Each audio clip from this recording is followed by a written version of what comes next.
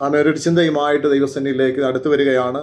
ലൂക്കോസിൻ്റെ സുവിശേഷം 2-ാം അധ്യായം അതിൻ്റെ 25-26 വാക്യങ്ങൾ. ലൂക്കോസിൻ്റെ സുവിശേഷം 2-ാം അധ്യായം അതിൻ്റെ 25-26 വാക്യങ്ങൾ. യെരൂശലേമിൽ ശിമ്യോൻ എന്നു പേരുള്ളൊരു മനുഷ്യനുണ്ടായിരുന്നു. ഈ മനുഷ്യൻ നീതിമാനും ഇസ്രായേലിന്റെ ആശ്വാസത്തിനായി കാത്തിരിക്കുന്നവനുമായിരുന്നു. പരിശുദ്ധാത്മാവും അവന്റെ മേലുണ്ടായിരുന്നു. കർത്താവിന്റെ ക്രിസ്തുവിനെ കാണും മുൻപേ മരണം കാണുകയില്ല എന്ന് പരിശുദ്ധാത്മാവിനാൽ അവന് അരുളപ്പാടുണ്ടായിരുന്നു. ആമേൻ. സ്തോത്രം.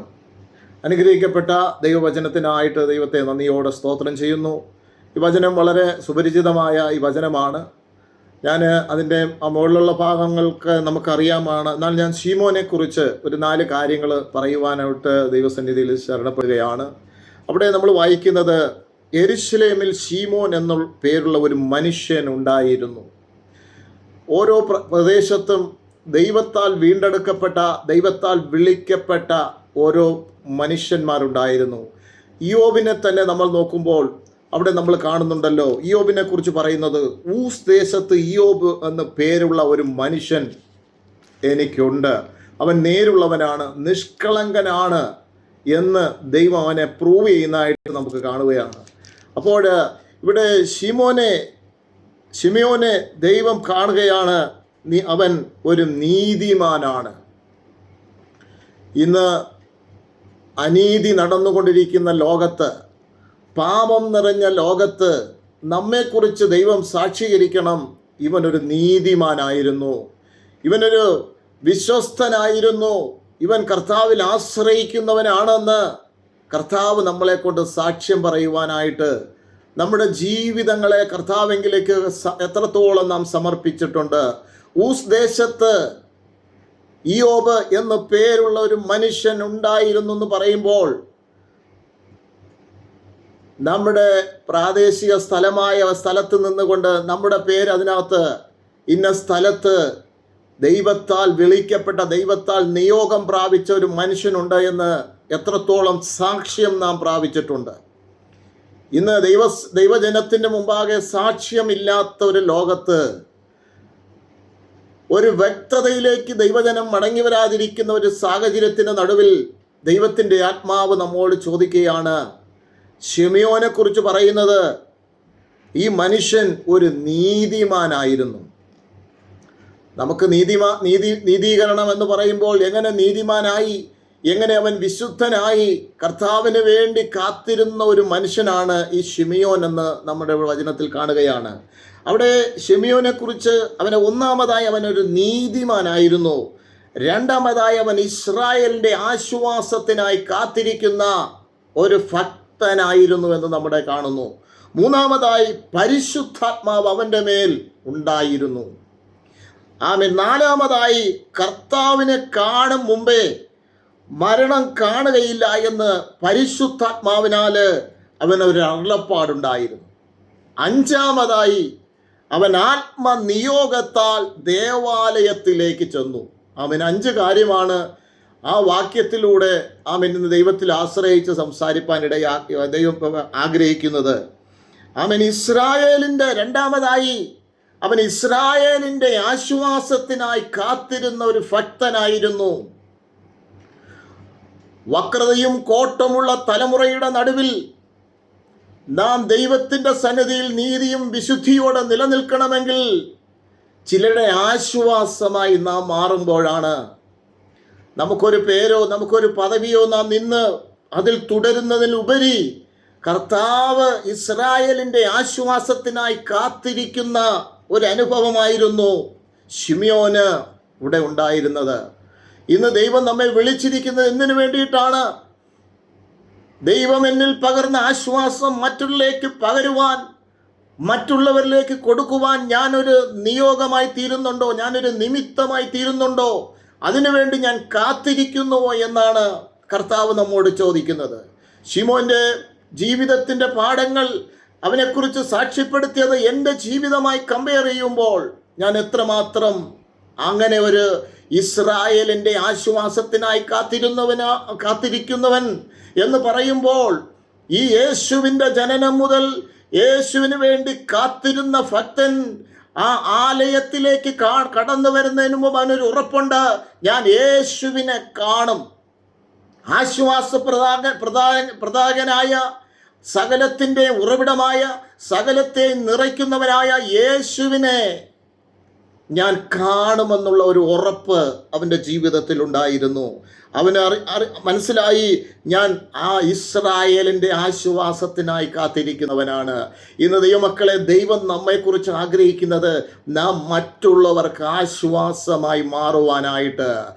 യേശു നമ്മുടെ ഉള്ളിലേക്ക് വന്നു. യേശുവിനെ ഞാൻ സ്വന്തം രക്ഷിതാവായി സ്വീകരിച്ചു. യേശു എൻ്റെ നാഥനും രക്ഷകനുമായി തീർന്നു. പക്ഷെ ഞാനൊരു മറ്റുള്ളവർക്കൊരു ആശ്വാസകനായി മാറുന്നു. യേശു എൻ്റെ ഉള്ളിൽ ആശ്വാസം തന്നു. യേശു എൻ്റെ ജീവിതത്തിൽ രക്ഷ തന്നു. ഞാൻ മറ്റുള്ളവർക്ക് ഒരാശ്വാസമായി തീരുന്നുണ്ടോ? മൂന്നാമതായി നമ്മൾ കാണുന്നു, പരിശുദ്ധാത്മാവ് അവൻ്റെ മേലുണ്ടായിരുന്നു. ഒരു ദൈവവൈതലിൻ്റെ ഏറ്റവും അവൻ്റെ ക്വാളിറ്റി, അവൻ ഏറ്റവും പ്രാധാന്യമർഹിക്കുന്ന ഒരു കാര്യം, പരിശുദ്ധാത്മാവ് അവൻ്റെ മേലുണ്ടായിരുന്നു. പരിശുദ്ധാത്മാവ് എന്ന് പറയുമ്പോൾ എല്ലാവരുടെയും ധാരണ ഒരു അന്യഭാഷ പറയുന്നതാണ് പരിശുദ്ധാത്മാവിൻ്റെ അടയാളമെന്നാണ് കരുതിയിരിക്കുന്നത്. എന്നാൽ അതിലുപരി പരിശുദ്ധാത്മാവ് വളരെ വ്യക്തമായിട്ട് നമുക്കറിയാം പരിശുദ്ധാത്മാവ് എന്താണ് ചെയ്യുന്നത്. യോഹന്നാന്റെ സുവിശേഷം 16-8 നമ്മൾ വായിക്കുന്നത് എന്താണ്? പരിശുദ്ധാത്മാവ് നിങ്ങളുടെ ഉള്ളിൽ വരുമ്പോൾ നിങ്ങൾക്ക് പാപത്തെയും നീതിയെയും ന്യായവിധിയെയും കുറിച്ച് ബോധ്യം വരുത്തുന്നതാണ് പരിശുദ്ധാത്മാവ്. ഈ ശിമിയോനിൽ ഉണ്ടായിരുന്ന പരിശുദ്ധാത്മാവ് അവന് പാപത്തിന് ബോധ്യം വരുത്തിയിട്ടുണ്ട്, നീതിക്ക് ബോധ്യം വരുത്തി. അതുകൊണ്ടാണല്ലോ അവൻ്റെ ആദ്യം തന്നെ അവന് പേരെഴുതിയത്, അവൻ നീതിമാനാണെന്നും. രണ്ടാമതായി ഇസ്രായേലിൻ്റെ ആശ്വാസത്തിനായി കാത്തിരിക്കുന്നവനെന്ന് അവനെ അവിടെ ആ വിശുദ്ധ വേദപുസ്തകത്തിൽ എഴുതി വെച്ചത്. അവൻ പരിശുദ്ധാത്മാവ് അവൻ്റെ മേലുണ്ടായിരുന്നു. ദൈവമക്കളെ, പരിശുദ്ധാത്മാവ് നമ്മുടെ മേലുണ്ട് എന്ന് നമുക്കൊരു ഉറപ്പ് നമ്മുടെ ജീവിതത്തിൽ ഉണ്ടാകണം. പരിശുദ്ധാത്മാവ് എൻ്റെ മേലുണ്ടോ? പരിശുദ്ധാത്മാവിൻ്റെ സാന്നിധ്യം എൻ്റെ കൂടെ ഉണ്ടോ? പരിശുദ്ധാത്മാവിൻ്റെ നിറവിലാണോ എൻ്റെ ജീവിതം? പരിശുദ്ധാത്മാവിൻ്റെ നിറവിലാണോ എൻ്റെ കുടുംബ ജീവിതം? പരിശുദ്ധാത്മാവിൻ്റെ നിയോഗത്തിലാണോ ഞാൻ ആയിരിക്കുന്നുവെന്ന് ഇവിടെ ശിമയോനെ കുറിച്ച് സാക്ഷ്യപ്പെടുത്തിയിരിക്കുകയാണ്. പരിശുദ്ധാത്മാവ് അവൻ്റെ മേലുണ്ടായിരുന്നു. നമ്മളെക്കുറിച്ചും മറ്റുള്ളവർ പറയണം, ആമേൻ, ഇന്നൊരു ദാസൻ, ഇന്നൊരു ദൈവ പൈതല്, അവൻ്റെ മേൽ പരിശുദ്ധാത്മാവുണ്ട്. ആമേൻ. നമ്മളെ കാണുന്നവർ പറയണം, ഇവനൊരു ആത്മനിയോഗം ഇവനിൽ വ്യാപരിക്കുന്നു, പരിശുദ്ധാത്മാവിൻ്റെ ശക്തി അവൻ്റെ മേൽ വ്യാപരിക്കുന്നു, പരിശുദ്ധാത്മാവ് നമ്മുടെ മേലുണ്ട് എന്നുള്ളൊരു ആമേൻ നമ്മുടെ ജീവിതം കണ്ടാൽ മനസ്സിലാകുന്നേ. പരിശുദ്ധാത്മാവിന് കീഴ്പ്പെട്ടവരാണെങ്കിൽ ആമേൻ, കർത്താവിൻ്റെ വചനത്തിൽ യോഹന്നാന്റെ ലേഖനത്തിൽ പറയുന്നു, പരിശുദ്ധാത്മാവ് അവരെ നിയന്ത്രിക്കുന്നത് കൊണ്ട് അവരെ ഉപദേശിക്കുവാൻ ആവശ്യമില്ല. പരിശുദ്ധാത്മാവ് തന്നെ അവനെ ഉപദേശിച്ച് നടക്കേണ്ടുന്ന വഴി ഏതാണ്, പോകേണ്ടുന്ന വഴി ഏതാണ്, നിൽക്കേണ്ടുന്ന വഴി എന്തെന്ന് പറയുന്നത് ഇന്ന് പരിശുദ്ധാത്മാവാണ്. പരിശുദ്ധാത്മാവ് നമ്മുടെ കാര്യസ്ഥനാണ്. കാര്യസ്ഥനായി നമ്മോട് കൂടെ ഇരുന്ന്. എന്നാൽ നമ്മെക്കുറിച്ച് പറയണം, പരിശുദ്ധാത്മാവ് പ്രാപിച്ചോ? അപ്പോസ്തല പ്രവൃത്തികൾ വായിക്കുമ്പോൾ 19-ാം അധ്യായത്തിൽ നമ്മൾ കാണുന്നല്ലോ, നിങ്ങൾ പരിശുദ്ധാത്മാവ് പ്രാപിച്ചോ? പരിശുദ്ധാത്മാവ് ഉണ്ടെന്ന് പോലും ഞങ്ങൾ കേട്ടിട്ടില്ലെന്ന് അവിടെ വായിക്കുന്നത്. അപ്പോൾ നിങ്ങൾ ഏറ്റ സ്നാനമേതാ? ഞങ്ങൾ യോഹന്നാന്റെ സ്നാനമാണ് ഞങ്ങൾ ഏറ്റത്. അവിടെ പരിശുദ്ധാത്മാവ് ഇന്ന് ദൈവസഭയിൽ നിന്ന് വരെ മാറി നിൽക്കുന്ന ഒരു കാലഘട്ടത്തിലാണ് ദൈവമക്കളെ നാം ആയിരിക്കുന്നത്. അതുകൊണ്ട് നമ്മൾ ഉറപ്പുവരുത്തണം, പരിശുദ്ധാത്മാവ് എൻ്റെ മേലുണ്ടോ? പരിശുദ്ധാത്മാവ് എന്നെ നയിക്കുന്നുണ്ടോ? പരിശുദ്ധാത്മാവിൻ്റെ നിയോഗത്തിലാണോ ഞാൻ മൂവ് ചെയ്യുന്നത്? പരിശുദ്ധാത്മാവിൻ്റെ നിയോഗത്തിലാണോ ഞാൻ ഓരോ ദിവസവും എൻ്റെ ജീവിതചര്യതകൾ ഞാൻ മുന്നോട്ട് നയിക്കുന്നുവെന്ന് നാം ഉറപ്പുവരുത്തണം.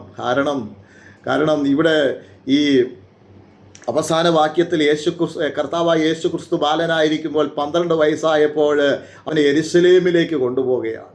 വളരെ ഒരു പ്രസംഗ വിഷയമാണ് താഴോട്ടുള്ളത്. പക്ഷേ അവരെ ധാരണ എന്തായിരുന്നു?